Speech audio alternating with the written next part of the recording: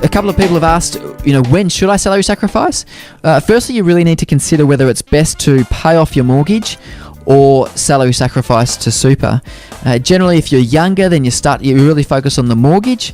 When you're getting closer to your preservation age and going to be able to access your super money, even if you've got a mortgage, you could potentially salary sacrifice down to certain thresholds. So if you, for example, have got a small mortgage, you're getting close to your 55-year-old preservation age, you might actually start salary sacrificing. If you're earning $90,000, you might salary sacrifice down to the $80,000 threshold. So save $2,400 in tax by salary sacrificing $10,000 and focus on paying down the mortgage with your other money. So if you've got debt, consider whether you should start paying that first before salary sacrificing.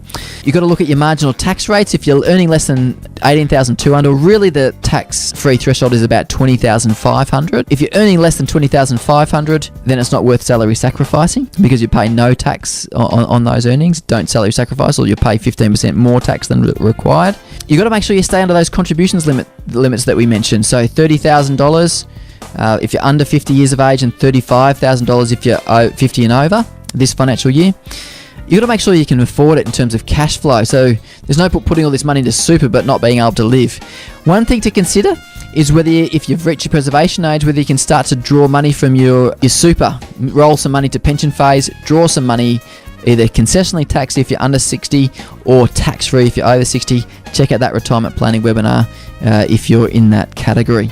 And you also need to consider when you can access your super. So if you're a 20-year-old or a 30-year-old, then putting massive amounts of money into your super fund if you haven't bought your own home, might not be the most beneficial strategy. You need to think about the further you're away from your preservation age, that is, the younger that you are, then you need to consider, well, how much do I want to lock away into superannuation and how much do I want to keep outside of super? So consider all those things. In the retirement to planning webinar, I go into a fair bit more detail there on that.